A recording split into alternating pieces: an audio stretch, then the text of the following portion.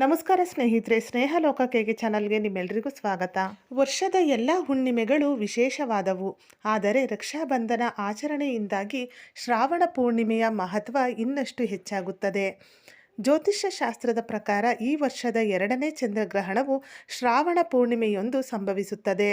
ಧರ್ಮಗ್ರಂಥಗಳ ಪ್ರಕಾರ ಹುಣ್ಣಿಮೆ ಮತ್ತು ಚಂದ್ರಗ್ರಹಣದ ಸಂಯೋಗದ ಸಮಯದಲ್ಲಿ ಮಾಡುವ ಪರಿಹಾರಗಳನ್ನು ತುಂಬ ಪರಿಣಾಮಕಾರಿ ಎಂದು ಪರಿಗಣಿಸಲಾಗುತ್ತದೆ. 2026ರಲ್ಲಿ ಶ್ರಾವಣ ಪೂರ್ಣಿಮೆಯೊಂದು ಸಂಭವಿಸುವ ವರ್ಷದ 2ನೇ ಚಂದ್ರಗ್ರಹಣದ ಸಮಯ ಏನು? ಭಾರತದಲ್ಲಿ ಗ್ರಹಣ ಗೋಚರಿಸುತ್ತದೆಯೋ ಅಥವಾ ಇಲ್ಲವೋ? ಸೂತಕದ ಸಮಯ ಮತ್ತು ಯಾವ ಮುನ್ನೆಚ್ಚರಿಕೆ ಕ್ರಮಗಳನ್ನು ನಾವು ತೆಗೆದುಕೊಳ್ಳಬೇಕು? ಈ ಎಲ್ಲ ಮಾಹಿತಿಯನ್ನು ಇವತ್ತಿನ ಈ ವಿಡಿಯೋದಲ್ಲಿ ತಿಳಿಯೋಣ ಸ್ನೇಹಿತರೆ. ಅದಕ್ಕಿಂತ ಮುಂಚೆ ನೀವಿನ್ನೂ ನನ್ನ ಚಾನಲ್ನ ಸಬ್ಸ್ಕ್ರೈಬ್ ಮಾಡ್ಕೊಂಡಿಲ್ಲ ಅಂದರೆ ದಯವಿಟ್ಟು ಸಬ್ಸ್ಕ್ರೈಬ್ ಮಾಡ್ಕೊಳ್ಳಿ. ತಪ್ಪದೆ ಬೆಲ್ಲೈಕನನ್ನು ಕೂಡ ಕ್ಲಿಕ್ ಮಾಡಿ. ಸ್ನೇಹಿತರೆ, ಮೊದಲಿಗೆ ಶ್ರಾವಣ ಪೂರ್ಣಿಮೆ ಯಾವ ದಿನ ಬಂದಿದೆ, ಪೂರ್ಣಿಮಾ ತಿಥಿ ಯಾವಾಗ ಪ್ರಾರಂಭ ಯಾವಾಗ ಅಂತ್ಯ ಎಂಬ ಮಾಹಿತಿಯನ್ನು ತಿಳಿಯೋಣ.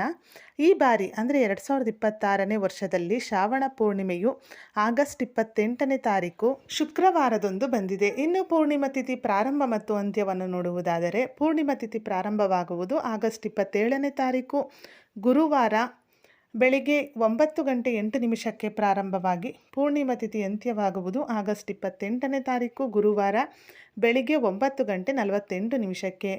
ಸೂರ್ಯೋದಯದ ತಿಥಿಯನ್ನು ಗಣನೆಗೆ ತೆಗೆದುಕೊಂಡ್ರೆ ಈ ಒಂದು ಪೂರ್ಣಿಮೆಯನ್ನು ಆಗಸ್ಟ್ 28ನೇ ತಾರೀಕು ಶುಕ್ರವಾರದಂದು ಆಚರಿಸಲಾಗುತ್ತದೆ. ಈ ದಿನವೇ ರಕ್ಷಾಬಂಧನ ಹಬ್ಬವನ್ನು ಸಹ ಮಾಡಲಾಗುತ್ತದೆ.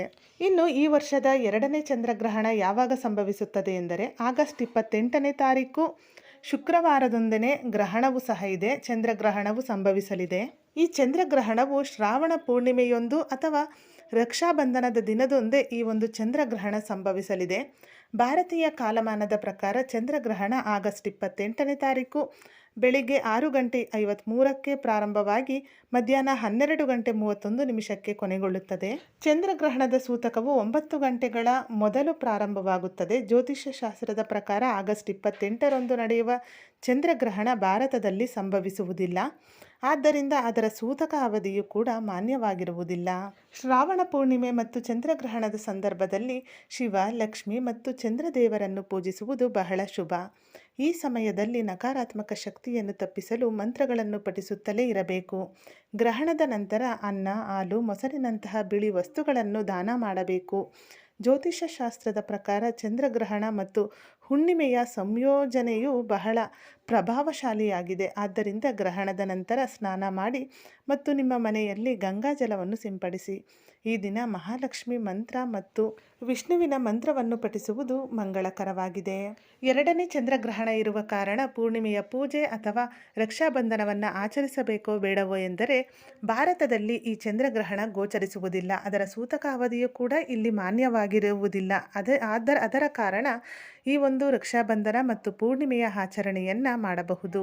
ಸ್ನೇಹಿತರೆ, ಇವತ್ತಿನ ಈ ವಿಡಿಯೋ ನಿಮಗೆ ಇಷ್ಟವಾದಲ್ಲಿ ವಿಡಿಯೋನ ಲೈಕ್ ಮಾಡಿ, ಹಾಗೆ ನೀವು ಫ್ರೆಂಡ್ಸ್ ಆ್ಯಂಡ್ ಫ್ಯಾಮಿಲಿಗೂ ಈ ವಿಡಿಯೋವನ್ನು ಶೇರ್ ಮಾಡಿ. ಇದೇ ಥರದ ಮತ್ತಷ್ಟು ಮಾಹಿತಿಗಾಗಿ ಸ್ನೇಹ ಲೋಕಕ್ಕೆ ಚಾನಲ್ನ ಸಬ್ಸ್ಕ್ರೈಬ್ ಮಾಡಿಕೊಂಡು ಸಪೋರ್ಟ್ ಮಾಡಿ. ಕೊನೆ ತನಕ ವಿಡಿಯೋ ನೋಡಿದ ಎಲ್ಲರಿಗೂ ಧನ್ಯವಾದಗಳು. ಸರ್ವೇ ಜನ ಸುಖಿನೋ ಭವಂತು.